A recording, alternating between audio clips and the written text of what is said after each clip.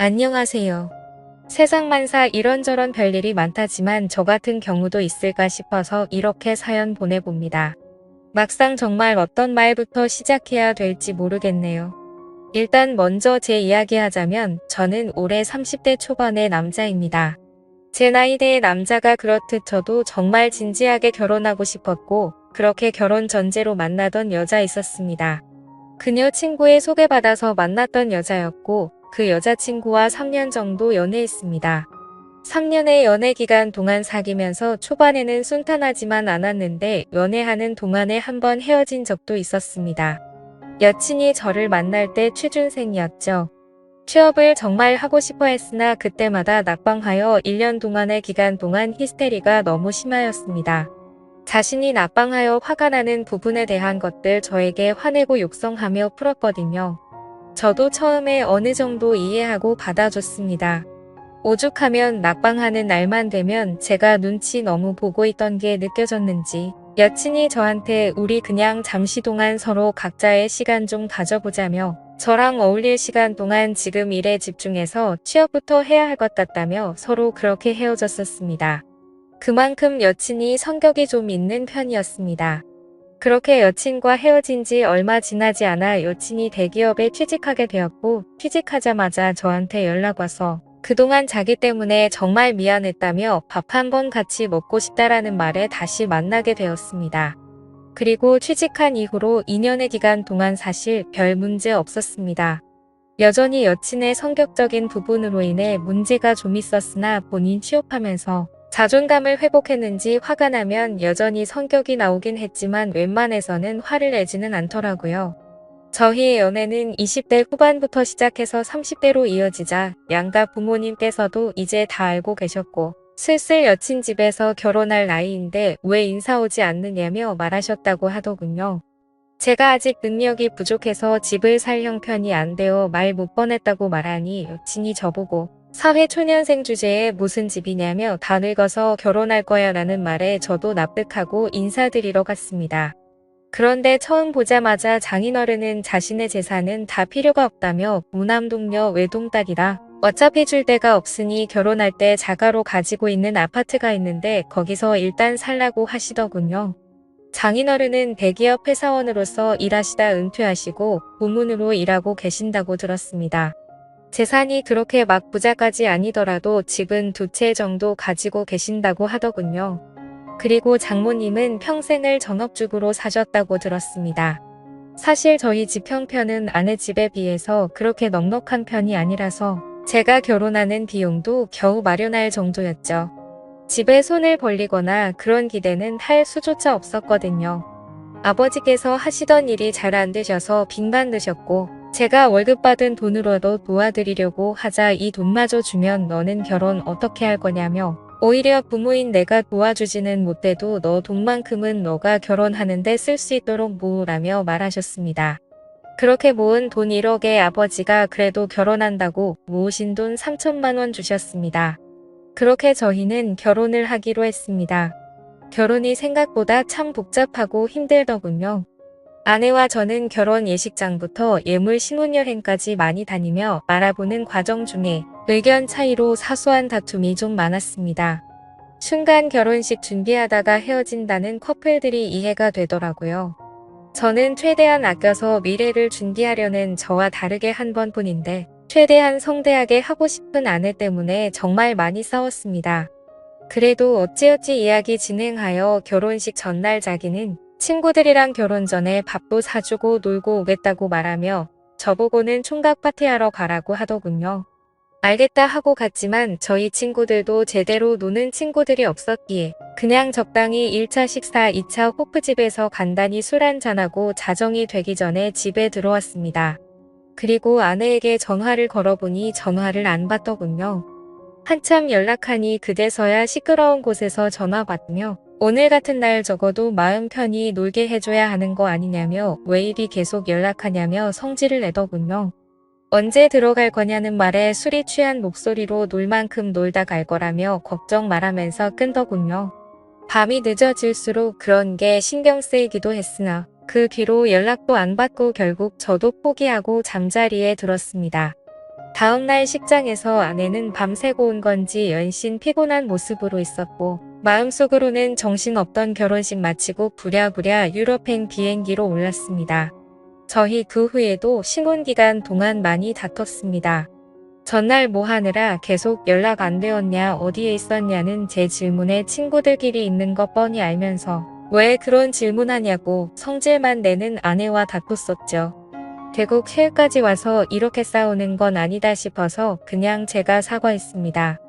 화내서 미안한데 어느 남편이 아내가 결혼식 전날 연락도 안 되고 밤에 노는 게 기분 좋겠냐고 화풀고 좋게 지내자고 했습니다. 남은 기간은 나쁘지 않게 보냈고요. 그렇게 신혼여행 마치고 돌아왔는데 아내가 갑자기 임신이라더군요. 저는 그때부터 기뻐하는 마음커녕 계속 불길한 생각이 들더군요. 정말 내 아이가 맞는 걸까라는 생각이 계속 들었습니다. 계속 찜찜하게 연락이 안 되던 결혼식 전날이 떠올랐지만 아내한테 그런 걸 표현할 수 없었죠. 아내는 임신한 걸 가지고 대단한 유세처럼 저에게 다시 히스테리를 부리며 입덧으로 인해 저를 그냥 노예처럼 부리려고 했고 저는 그런 아내에게 맞춰주면서도 마음속의 불안감 때문에 점점 저도 미쳐버릴 것 같더군요. 결국 이 찜찜한 불안감 때문에 아내의 뒷조사를 하기 시작했습니다.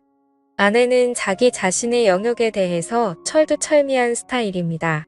자기 물건 건드리는 것도 싫어했고 자신의 폰 보는 것도 싫어했기에 항상 폰에 비밀번호가 걸려 있었고 그걸 알아내기 위해 정말 티 안 나게 한 달 넘게 곁눈질로 봐서 알아냈고 아내는 잠귀가 밝은 편이라 제가 잠자는 도중에 조금만 움직여도 깨는 편이었습니다. 의심도 많아서 제가 자기를 의심하는 걸 눈치채기라도 해서 만약 제 불안한 생각이 틀렸을 때는 엄청 난리치게 안 봐도 뻔히 보였던 터라 저는 더욱 조심스러웠지만 다른 것도 아니고 임신에 관해서는 필히 확인해보고 싶었습니다. 그래서 기회를 노리고 있었는데 아내가 주말 점심시간쯤 낮잠을 잔다며 방에 들어갔는데 피곤했는지 휴대폰을 거실 소파에 그대로 놔두고 정신없이 들어가더군요. 그렇게 아내가 잠자는 동안 핸드폰을 열어볼 수 있게 되었습니다. 정말 무슨 첩보 영화 남자 주인공처럼요. 이렇게 열어본 휴대폰 하나하나 카톡에 있는 대화를 보는데 저는 제발 제 불안한 생각이 간절하게 틀리길 바랐었습니다. 카톡 대화 내용을 살펴보니 아내의 전남친과 대화한 내용이 있었고 둘의 대화 내용에는 전남친이 말하길 어제 오랜만에 좋았다고 결혼식은 잘했냐? 며 대화를 나누다가 아내가 갑자기 임신 이야기를 전남친에게 말하자 전남친은 말하길 그거 혹시 내 아이 아니지? 라고 남겨져 있더군요. 아내는 그 말에 몰라. 설령 네 아이가 맞더라도 아이 낳으면 지금 신랑 아이지라며 제 이름을 적어놨더군요. 전남친은 당황했는지 네가 안전하다고 했잖아라는 말에 답변에 안전하겠지. 누구인지 티 안 나잖아. 꽤 스릴 있다며라고 대화를 주고받았습니다. 그 이후로도 주기적으로 한 번씩 만났는지 오늘 볼래? 어디 모텔에 먼저 가 있어? 등의 대화들이 남겨져 있었습니다. 순간 저는 정말 배신감과 분노에 온몸이 떨려왔고 저는 그걸 다 보고 나서 들은 생각은 저 아이가 그냥 제 아이가 아니었으면 하는 마음이었습니다. 그렇게 아내의 대화 내역들 전부 제 핸드폰으로 다 캡처했으며 일단 아무 일 없는 듯이 놔둔 채로 변호사님을 찾아갔습니다. 변호사님께 상황에 대한 이야기를 말씀드리고 상담을 받아보니 이 정도 증거를 확보하셨으면 이혼 사유로 충분히 해당된다고 합니다. 그리고 증거는 많을수록 좋으니 지금보다 더 구할 수 있으면 최대한 구해 놓으라고 하시네요. 그렇게 지옥 같은 시간을 감내하며 한동안 증거들을 모은 다음 장인어른 집에 가게 된 날 다 터뜨려 버렸습니다. 아내의 대화 내역부터 시작해서 바람피는 상대의 사진을 들이밀며 저는 말했습니다. 장인어른과 장모님도 아시는 이 사람이랑 바람을 피웠고 뱃속의 아이도 제 아이가 아닐 수도 있다고요. 제 말을 믿지 못한 장인어른과 장모님에게 저는 증거물을 보여드렸고 제가 보여준 사진들을 보면서 어쩔 줄 몰라 하시더군요. 그리고 옆을 쳐다보니 아내는 부끄러운지 얼굴이 시뻘개져서 저한테 달려들며 욕하며 제 폰을 뺏으려 했습니다. 저는 그 와중에도 이 여자랑 못 살겠다고 그리고 이런 여자가 뻔뻔하게 당당하게 사는 것도 아니라고 본다고 이미 이 여자 회사 팀장과 동료들에게 메일로 모든 자료들까지 다 돌렸다고 말했습니다. 그러자 아내는 적반하장 저한테 오히려 고소한다길래 어디 한번 고소해보라고 했습니다. 그리고 너같이 더러운 여자가 이 세상에서 뻔뻔하게 사는 건 절대 용납 못한다고 했습니다. 장인어른이 그래서 이렇게까지 상황을 벌린 건 이혼하고 싶다는 거냐고 묻길래 장인어른 같으면 저 뱃속의 자식이 내 아이인지 아닌지도 모르는 자식 키우면서 히스테리나 부리는 여자 데리고 살 자신 있냐고 되물었습니다. 아무 말도 못하고 있는 장인어른에게 저는 말했습니다. 장인어른의 따님이 전 남친과 나눴던 카톡 대화 내역 다시 떠올려 보세요. 저는 그 카톡의 더러운 대화 내역들 생각만 해도 아주 치가 떨립니다. 그리고 그 대화 내역 증거 모으는 동안 피를 토하는 심정으로 참았었고요. 장인은 미안하다며 저에게 할 말이 없다고 하더군요. 그렇게 장인어른 집에서 나와 집으로 돌아오는데 눈물이 계속 흘러내렸습니다. 속은 시원했지만 그동안 이 여자를 사랑했던 제 자신이 너무 한심하고 밉더군요. 그렇게 저희는 이혼 절차에 들어갔고 위자료와 상간남 위자료까지 다 받았습니다. 그 여자 다니던 회사 자기 손으로 자진해서 나갔다고 하더군요. 이미 회사 쪽도 다 알려져서 다닐 수도 없었겠지만요. 그 후 아이를 출산했다고 장모님께 연락 왔길래 친자 확인을 해보고 만약 맞다면 양육비 부분에 대해서 다시 연락 준다고 하네요. 전화 끊는 순간 제 아이였을 거라 생각하고 아내에게 노예처럼 살며 사다 바친 음식들이나 제 생활들이 어렴풋이 떠오르더군요. 아무튼 그렇게 아이의 머리카락을 채취하여 저와의 친자 관계를 확인하였습니다. 며칠 후 친자 검사 결과서를 보고 한참 어이없이 웃었습니다. 제 아이가 아니었던 거죠. 저는 그래도 한때 사랑했던 그 여자에게 문자로 말했습니다. 이제 전남친이라는 자식에게 찾아가서 돈 달라고 하라고. 이제 2번 다시는 나 찾지도 연락할 생각도 하지 말라고 욕을 잔뜩 적어서 보냈습니다.